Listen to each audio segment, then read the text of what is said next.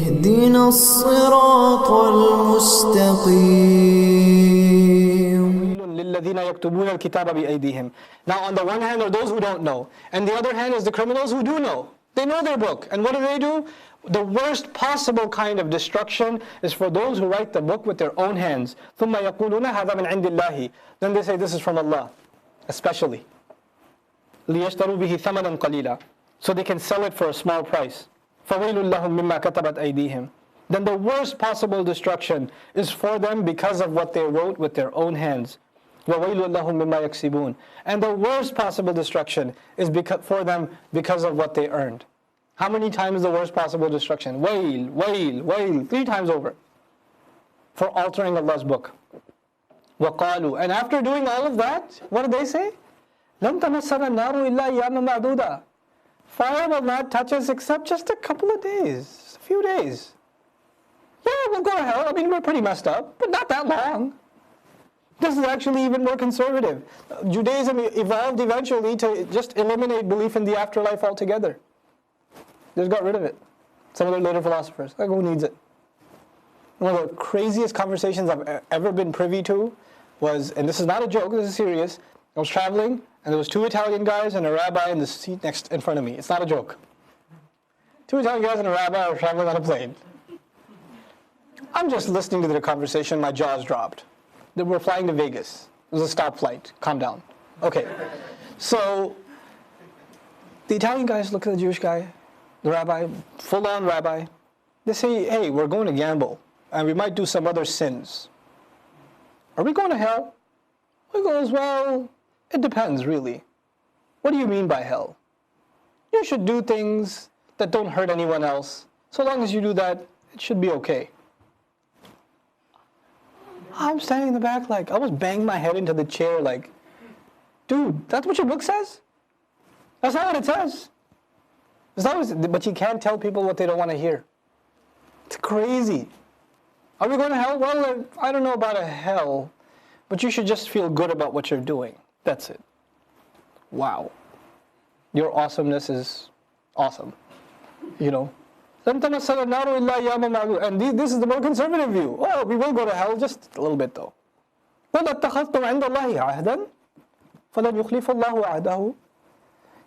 Tell them, have you taken some kind of guarantee from Allah? That Allah won't go back on His guarantee? That, yeah, you guys are just going for a little while, otherwise you're good. Or is it the case that you're saying against Allah what you have no knowledge of? Bala, however, rather, the reality is, Bala, man kasaba sayyi'atan, whoever earned a single sin, wa ahatat bihi khati'atuhu, and his sin, his mistakes surrounded him.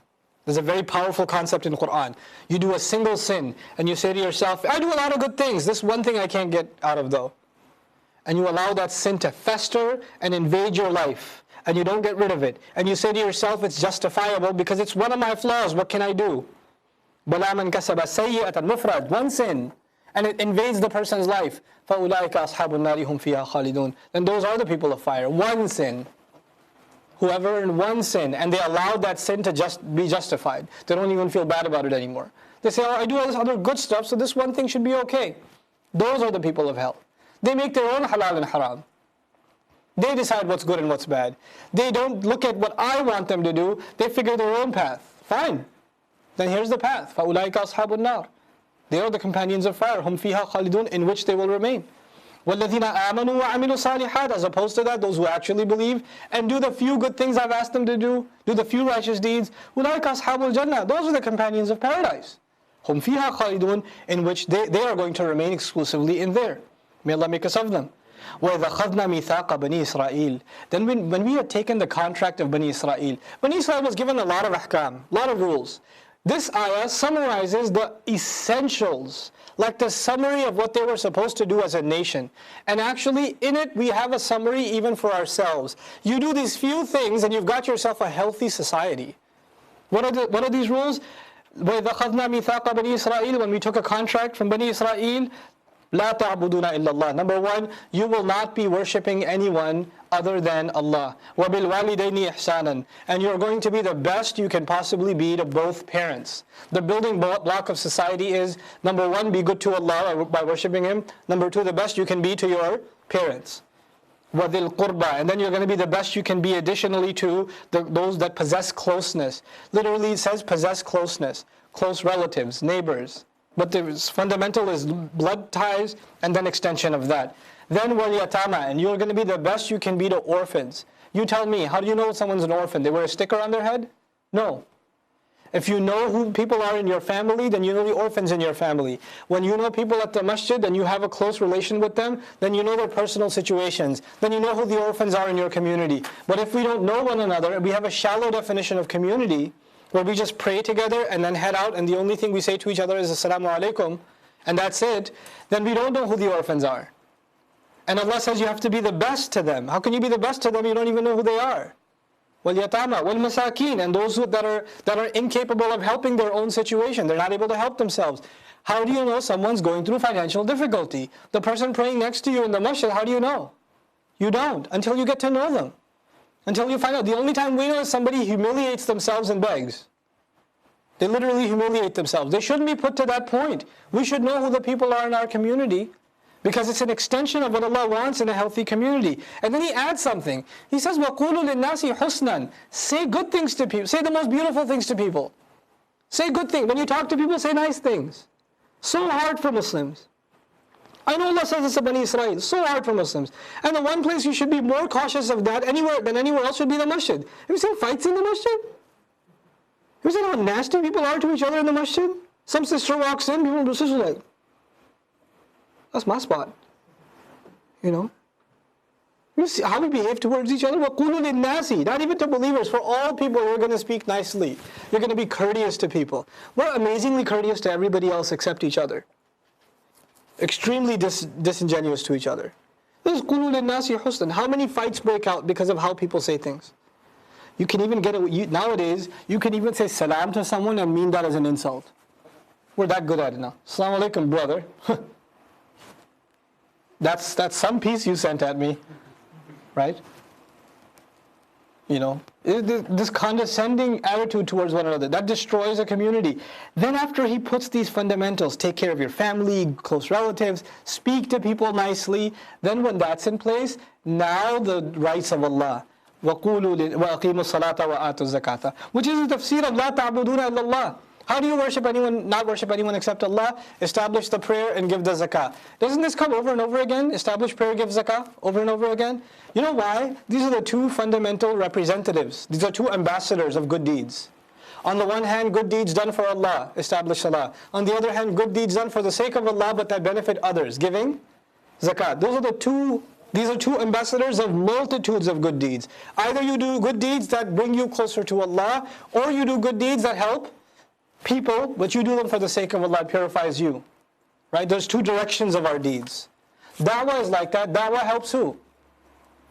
Others. But you do it for the sake of Allah. Spending helps who? Others. But it's done for the sake of Allah. So it's, there are deeds that you do only for Allah, and then deeds you do for others, but you do them for Allah's sake. Right? وَأَقِيمُوا الصَّلَاةَ وَآتُوا الزَّكَاةَ. It's this comprehensive picture. ثُمَّ تَوَلَّيْتُمْ إِلَّا قَلِيلًا مِنْكُمْ. Even then, after you were given these beautiful instructions, you turned away except very few from among you. وَأَنْتُمْ مُعْرِضُونَ. And you were deliberately ignoring. You were constantly, deliberately ignoring these instructions. وَإِذَا خَذْنَا مِيثَاقَكُمْ لَا تَسْفِكُونَ دِمَاءَكُمْ. When you were told, or when we took a contract from you that you will not shed blood, your own blood. I'll tell you a crazy story, it's relevant, it's not a tangent. I was given a khutbah, and I decided to give a khutbah about these two ayat, just these two ayat. The ayah about being nice, speaking to people nicely, and why Allah immediately switches over and says you will not kill each other. Because if you don't implement those fundamentals of community, what can it lead to eventually? Infighting. We don't have that kind of killing each other here in America. I'm in the Muslim community. Have you seen Muslim communities across the country, across the world? What happens? Are Muslims not killing other Muslims? Are Muslims not attacking other Muslims inside the masjid? Where does it start? It starts by not being good to your family, then not saying nice things to people. It builds from there and eventually moves on to killing. This is what we're learning here. And some people in this country even, sometimes Muslims have so much hate for each other, had it not been for law and order, it would have been nasty. I've seen fist fights break out in masjids. If they could, they would. It's that crazy. So I gave this khutbah, not knowing what the background of that masjid situation is. Guy comes up to me at the end. He goes, "Who paid you to give this khutbah?" I was like, "Nobody paid me." I was like, "They told you to give this khutbah to me, didn't they?" I was like, "Who's they?" "The board. I'm going to report you guys." I was like, "To who?" This guy held me for an hour and a half outside the masjid parking lot. And I said, "Did you hear my khutbah?" He goes, "Yeah, the last 5 minutes." I was like, "Okay, here's the part you missed. قُولُوا لِلنَّاسِ حُسْنًا. Speak to people nicely."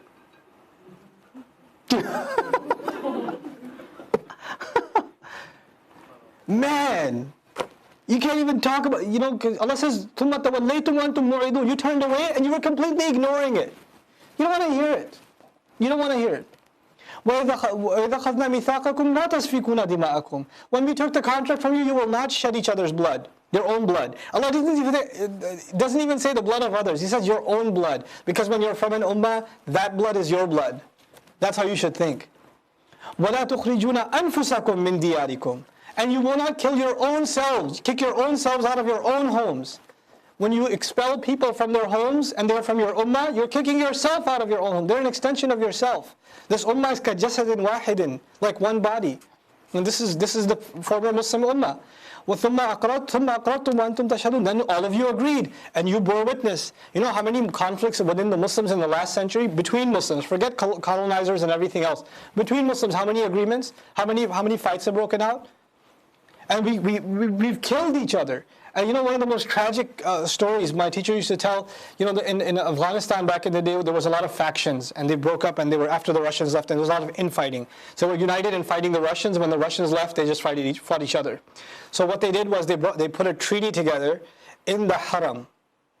Okay, the Saudis put a treaty together, and they brought these different factions. They shook hands at the Haram. They hugged each other, promised they're never going to fight again. Next month, back again. ثُمَّ أَقْرَرْتُمْ وَأَنْتُمْ تَشْهَدُونَ. And you're the ones that bore witness. You were testifying. ثُمَّ أَنْتُمْ هَؤُلَاءِ. Then you are these very people. تَقْتُلُونَ أَنفُسَكُمْ. You kill your own people. وَتُخْرِجُونَ فَرِيقًا مِنْكُمْ مِنْ دِيَارِهِمْ. And you expel a group among yourselves. First you make them a fariq. Fariq means you cast them out of yourselves. You say to yourselves, these guys are an outcast. They have left the religion. They are a deviant group. They're a disease in our society. They're a fariq. They're separated from us somehow. And once you establish that, then it's okay for you to kick them out of their homes. تَظَاهَرُونَ عَلَيْهِمْ بِالْإِثْمِ وَالْعُدْوَانِ. You advance against them with sin and animosity. You justify your sin by saying, these are deviants, these are murtad, these are munafiq, we're supposed to fight them. جَاهِدِ الْكُفَّارَ وَالْمُنَافِقِينَ, Allah says. How easily the label munafiq can be thrown against another Muslim, and how serious that allegation is. تَظَاهَرُونَ عَلَيْهِمْ بِالْإِثْمِ وَالْعُدْوَانِ وَإِنْ يَأْتُكُمُ سَارًا تُفَادُوهُمْ. And if they came to you as prisoners, you'd give their ransom. In other words, they fought each other. When the Jews fought each other, Bani Israel fought each other, they became a weak nation. When they became weak, outsiders attacked them. The Babylonians attacked them, the Assyrians attacked them, later the Romans attacked them, centuries later. Whenever the Jews fell into infighting, they became easy targets. Sound familiar? Right? When they became easy targets and they were taken as prisoners, now they're ravaged. Now they're like, oh, but they're our Muslim brothers, we should free them. Well, when they were free, you used to hate them because they were deviants to you. And now that Allah has brought this outside force, now you're saying we should free them, they're our Muslim brothers. This hypocrisy. This is what Allah is exposing. وَهُوَ مُحَرَّمٌ عَلَيْكُمْ إِخْرَاجُهُم. Oh, you want to give fidyah for them, give ransom to free them, but it was haram on you, forbidden on you, thoroughly forbidden, to expel them in the first place. أَفَتُؤْمِنُونَ بِبَعْضِ الْكِتَابِ وَتَكْفُرُونَ بِبَعْضٍ. You believe in some parts of the book and you completely ignore, disbelieve other parts of the book, your convenience. You quote the part of the book that meets your agenda. It's very easy to do that, right? You can have a cause and you can only cite parts of the book that meet your cause. Yeah, spend in the path of Allah when it comes to your cause. Otherwise, forget it. Everything else that speaks against what you're doing, don't even mention it. فَمَا جَزَاءُ مَنْ يَفْعَلُ ذَلِكَ مِنْكُمْ. By the way, they don't disbelieve in other parts of the book. They only use some parts of the book. And that is equivalent of disbelieving in parts of the book. They don't deny that the rest is a part of the book. They just don't use it. They don't apply it, they ignore it. That's kufr in and of itself. What should be the compensation? فَمَا جَزَاءُ مَنْ يَفْعَلُ ذَلِكَ مِنْكُمْ, of whoever does this from among you, إِلَّا خِزْيٌ فِي الْحَيَاةِ الدُّنْيَا, except they should have humiliation in worldly life. وَيَوْمَ الْقِيَامَةِ يُرَدُّونَ إِلَى أَشَدِّ الْعَذَابِ, and on the day of resurrection, they should be rejected and taken back to the worst punishment. وَمَا اللَّهُ بِغَافِلٍ عَمَّا تَعْمَلُونَ, and Allah is not at all unaware of what you continue to do. أُولَٰئِكَ الَّذِينَ اشْتَرَوُا الْحَيَاةَ الدُّنْيَا بِالْآخِرَةِ, those are the ones that purchased worldly life in exchange for the afterlife, the next life. فَلَا يُخَفَّفُ عَنْهُمُ الْعَذَابُ, then punishment will not be lightened from them. People who attack the members of their own ummah, punishment will not be lightened for them. وَلَا هُمْ يُنصَرُونَ, and they will not be the ones that are going to get any kind of aid. وَلَقَدْ آتَيْنَا مُوسَى الْكِتَابَ وَقَفَّيْنَا مِنْ بَعْدِهِ بِالرُّسُلِ, we had, for sure, we swear to it, we had already given Musa the book, and we had fortified him, even much after him, with messengers. Meaning messenger after messenger after messenger came, confirming and fortifying what Musa a.s. had brought. The final of those messengers is mentioned next. وَآتَيْنَا عِيسَى ابْنَ مَرْيَمَ الْبَيِّنَاتِ, so the beginning of Bani Israel's legacy and the end. Beginning is Musa, end is Isa. وَآتَيْنَا عِيسَى ابْنَ مَرْيَمَ الْبَيِّنَاتِ, and we gave Isa the son of Maryam the clearest proofs. وَأَيَّدْنَاهُ بِرُوحِ الْقُدُسِ, and we aided him with Ruh al-Qudus, the Ruh of the Sanctified One. This is the title used for Jibreel alayhi salam, Ruh al-Qudus. أَفَكُلَّمَا جَاءَكُمْ رَسُولٌ, every single time a messenger would come to you, بِمَا لَا تَهْوَى أَنفُسُكُمْ, with something you yourselves didn't like. It wasn't suited to you. You didn't find it adjustable to your personality. It didn't quite jive with you well. Then what? Istakbartum. You sought your own greatness. You thought you were greater than the text, greater than the ayat. I'm not comfortable with this hukum over here. I'm not comfortable with that ruling over there. I'm not so sure I like what Allah says over here. This is a sign of istikbar, seeking your own greatness. فَفَرِيقًا كَذَّبْتُمْ, then a group among you, a group you lied against. وَفَرِيقًا تَقْتُلُونَ, and a group you even went as far as to kill. Meaning a group of prophets you lied against, and another group you were even ready to kill. وَقَالُوا قُلُوبُنَا غُلْفٌ, and they said, our hearts, no matter what you say, because the Prophet is saying all of these crimes that they committed, they said, yeah, you're not going to get to us. Our hearts aren't hard. Our hearts are secured by Allah. Ghulfun, they're wrapped up. Allah has protected our hearts from this kind of talk. Ghulfun. Allah says, بَلْ لَعَنَهُمُ اللَّهُ بِكُفْرِهِمْ, rather Allah cursed them because of their disbelief. It's not some veiling that Allah put as a protection for them. فَقَلِيلًا مَا يُؤْمِنُونَ, how little it is that they believe, and how few of them are ever going to come to believe. وَلَمَّا جَاءَهُمْ كِتَابٌ مِّنْ عِنْدِ اللَّهِ, and whenever a book came to them, now listen to this is something I mentioned before. Whenever a book came to them from Allah, especially, مُصَدِّقٌ لِمَا مَعَهُمْ, confirming what they already had with them, وَكَانُوا مِنْ قَبْلُ يَسْتَفْتِحُونَ عَلَى الَّذِينَ كَفَرُوا, and much before this, they used to be calling for victory, boasting about victory against those who disbelieve. You know what it's saying? When a book came to them confirming what they had, while every time they lost to the disbelievers in a fight, they would do istiftah. Wait, you guys just wait. The final messenger is coming, and when he comes, you guys will see. Allah is guaranteeing a victory. We're going to take y'all out. Just next time, you see. They used to pray for the final messenger to come because they knew that was the guarantee of their victory. That's what their books had told them. Their books had told them, إِذَا جَاءَ نَصْرُ اللَّهِ وَالْفَتْحُ. Their books had told them this. They knew. وَكَانُوا مِنْ قَبْلُ يَسْتَفْتِحُونَ عَلَى الَّذِينَ كَفَرُوا فَلَمَّا جَاءَهُمْ مَا عَرَفُوا, then what they already recognized, when that came to them, كَفَرُوا بِهِ, they disbelieved in it. فَلَعْنَةُ اللَّهِ عَلَى الْكَافِرِينَ, then the curse of Allah is on those who disbelieve. Fine, disbelieve then. You get my curse on top. بِئْسَ مَا اشْتَرَوْا بِهِ أَنفُسَهُمْ, what a horrible thing they sold themselves for. أَنْ يَكْفُرُوا بِمَا أَنزَلَ اللَّهُ بَغْيًا, that they should believe in what Allah sent down purely out of arrogant rebellion. Baghi is literally translated as the urge to dominate. When a person has an urge to dominate someone else, this is baghi. They don't want to accept the superiority of an Arab. They're the chosen nation. Baghyan. أَنْ يُنَزِّلَ اللَّهُ مِنْ فَضْلِهِ, that Allah would send down from His special favor, عَلَى مَنْ يَشَاءُ مِنْ عِبَادِهِ, upon whoever He may want from among His slaves. Their problem was, why did He come to an Arab? Why didn't He come to one of us? We're still around. Why didn't the final message come to us? Allah says what a horrible trade they made to keep their pride for themselves, and they sold the truth for it. That just because Allah can send a messenger to whoever He wants, فَبَاءُوا بِغَضَبٍ عَلَى غَضَبٍ, then they drew upon themselves rage on top of rage. Allah has already told us they drew rage upon themselves. By disbelieving in this messenger on top, they've drawn upon themselves yet another layer of rage. وَلِلْكَافِرِينَ عَذَابٌ مُهِينٌ, and for disbelievers there is humiliating punishment. You know, Bani Israel saw humiliation in accepting a Gentile messenger. In accepting an Arab messenger, they saw humiliation in it. So what does Allah say? For disbelievers there is humiliating punishment.